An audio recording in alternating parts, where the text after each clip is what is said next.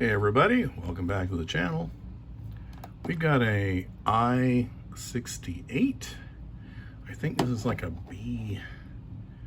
BTV, I think was the company that put this out. A Chinese manufacturer of these TV boxes back in the day. One of this I believe is the front with the little light and the receiver for the remote. One of them is just blank. I think this is a blank. So this is, I think, the front. The little light comes on when you start her up. Yeah, so you got a couple of vents, basically is what those things are in the top. You've got an SD card, a couple of standard USB. You got a direct line into the brain of this thing for if you need to flash it. I don't need to, of course. I got a power. You got your power port, you got another USB, HDMI, networking, and a specialized port for sound, specialized sound port for special stereos, more or less. I think that's what that is.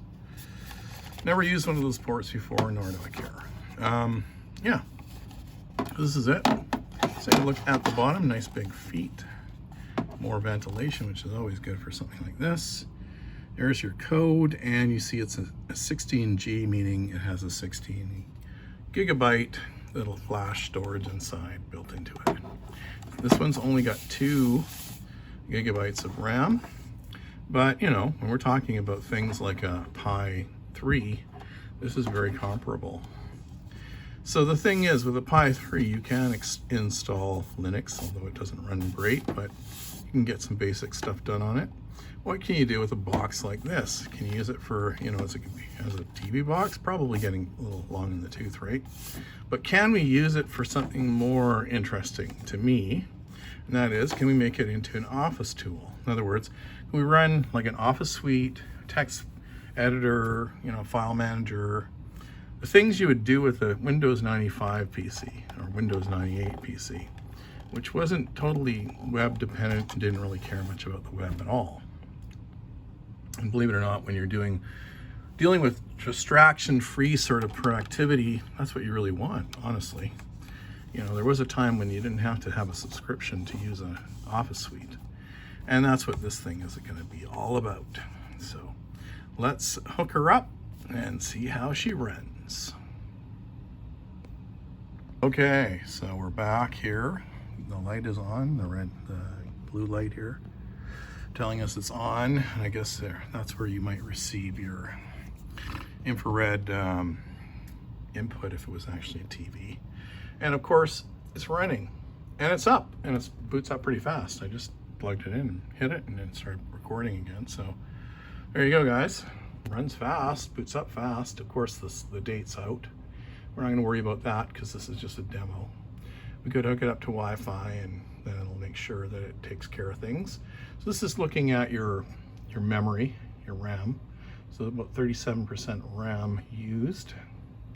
So what I've got it set up to do is just basically run an office suite, a text editor, file editor, and I added a app to just turn it off like as if it was like a regular computer, because you know, with a TV box you leave it running 24/7, but with a PC you don't.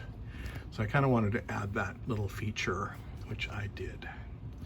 So the office suite we're going to look at is what is it called? WP. Let's see if we can. I don't think it even has an option to show you. Anyway, let's just open up a Word document. Does it give you any information about this suite here? I don't think so. So anyway, this is basically the word processor, and this is just a test that I just, you know, test the word processor. It works fairly well in TV box. So you can open up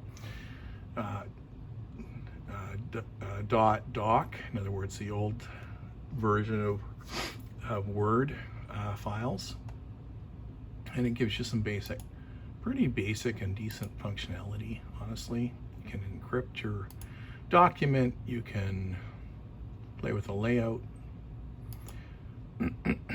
You can create styles and page setups and all this stuff. So yeah, there is quite a bit you can do with this thing, considering it's a word processor running basically in a TV box, which is equivalent to a phone.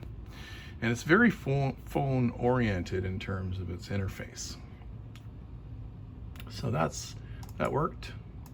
So I would say that's a success. Let's take a look at the spreadsheet. Here we go. This is their spreadsheet. And again, decent functionality. It allows you to, again, encrypt your document. Print it, of course. You got your basic functionality of most spreadsheet programs. It saves to the Excel format, the old format from, I don't know, I guess 2003, I guess would work, is the last time they had the older format for the, they added the X to it. But yeah, so it gives you some good, decent functionality with this suite. And of course you can do presentation programs as well. No, I didn't create one. I just wanted to quickly demo this. This is what we are using for the editor. So this editor is pretty decent. It's not, you know, there's not too much to it really. It gets the job done, right? You can do some text editing with it, and it acts like basically what you would expect from a text editor. So that works. We can do that.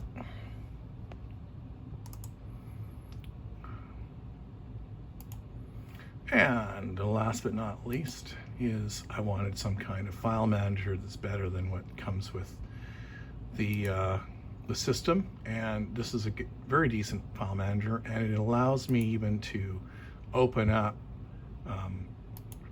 text files and add them right within the file manager, which is kind of cool. I like that. So I really technically don't even need a text editor, but I just kind of wanted to play around with it a bit and see what it could do. So yeah, it's got, you know, good functionality.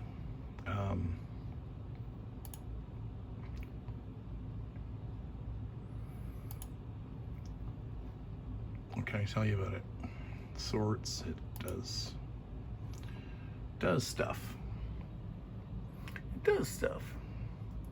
Yeah, so it's a better file manager than what comes with the TV box, let's put it that way. Yeah, and it kind of gives you an idea here too, even of what you're looking at. Your total space is this amount, free space is this amount. So like basically this is your internal memory, and then it gives you some folders that it can see and you can access. So yeah, there's that, right? So it allows you to go in and get your basic file management done, which is what you used to do, you know, in any kind of operating system. Generally, that's what you want. Now, of course, this is designed to work with as a TV system, right? So realistically, you know, it has a lot of TV-based stuff. It has a browser, it has calculator, it has some basic other stuff too here that it can do. This is the file manager that it comes with, but I just find it's pretty awkward to use. I mean, you can. It does the job. And it allows you to choose which of these you want to run from. So yeah, I mean, it gets the job done. But I kind of like the other option, really, honestly. Of course, it's all Google-ified, but it's old Google. It's got Kodi, so there's that. Yeah, it's got some basic stuff. And this isn't even hooked up to Google. Like it's nothing. It's not even hooked up to the net. So it's very practical. You can still use it despite it not being hooked up to the net. You can play videos if you transfer the files. And again, we pointed out there is an SD card, so you could transfer your files through an SD card. You could transfer your files from a USB stick, and you could play music, you could play videos on this device as well as just doing your basic sort of stuff that you might want to do on a regular computer. So as long as you're not like web dependent and you just want to run some productivity apps like basically a distraction-free office suite, or if you just want to play the odd movie, or do some basic stuff like you used to do on the old style computers, well, this little box does the trick. And to me, it's very Raspberry Pi-ish in terms of its, plugs and stuff.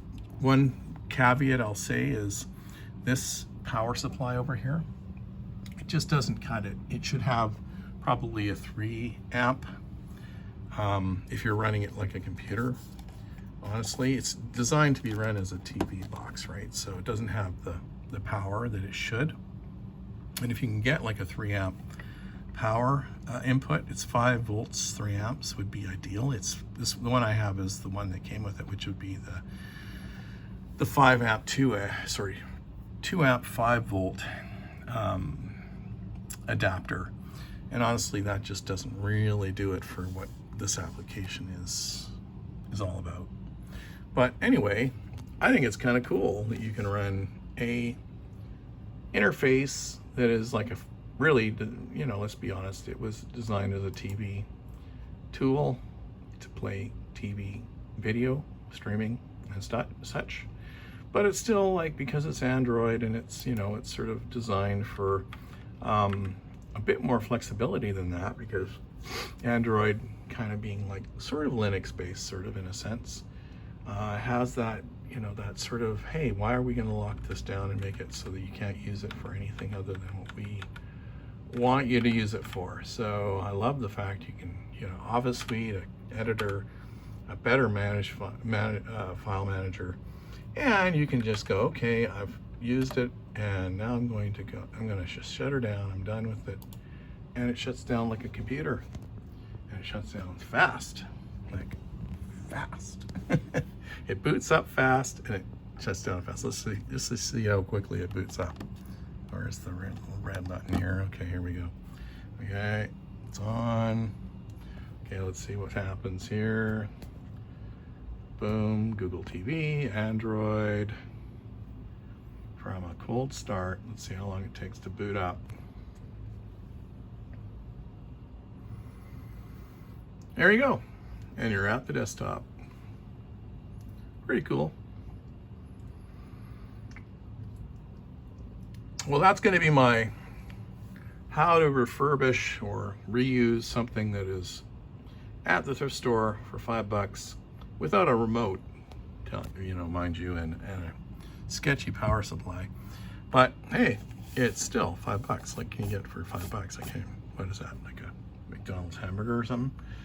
Can't get much for $5, but I can get a working computer that I can do word processing, spreadsheets, and presentation work on, play videos, play music, yeah, and get some basic file management done.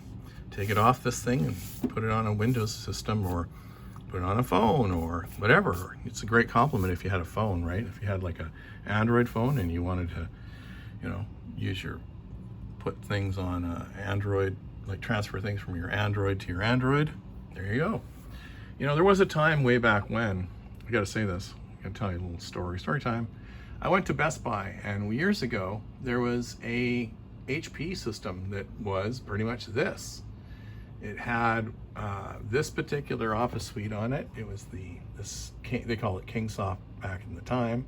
But yeah, KingSoft. It had some basic apps in it. You could do your basic things back in the day. Pretty much almost like exactly these kind of things. And they sold it as an all-in-one computer. And people were buying it and using it, and you know, the consumers actually loved it. For people who just wanted a very simple computer to do the things that they wanted to do, like go on the net and basically go and check their web, go and check their email, you know, really basic stuff. Think what a senior might like, right? Like Google, you got that, you know, your basic, real basic stuff. And go on YouTube. Back in the day, you could do that kind of stuff. Do the things that people were using the net for. And yet in a package that was super cheap. I can't remember what they sold it for, but it was super cheap. And to me, like, honestly, I see something like this, I go, this is like just like that, except it's $5. Let's reduce that use of my memory, shall we? Yeah.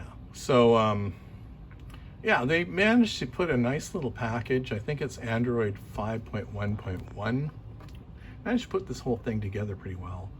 And I really like it as far as like a little project that I want to see if I could, can I like basically make this thing run and useful in 2026 for things I like to do on my systems. Now I have Windows XP systems and they generally don't go on the net, but they do the same things that this thing is doing, right? And it doesn't run the software I really like, but you know, a word processor, a spreadsheet's a spreadsheet, file management, you know, playing a video, playing an audio track, whatever reader, player you're using, does it really make a difference? No. So if you're looking for practicality and distraction free, this thing is amazing. It's amazing for an old beat up piece of tech like this. I think it's really cool. So that's going to be my video, nice and long. So I had to do a long one today. Hope you enjoy it. I'm all about finding stuff at the thrift store and saying, can we still use it? Is there a way to use this? Is there a way to get some value out of this? And that's what this video is about. Hope you enjoyed it, and I'll see you in the next one. Bye.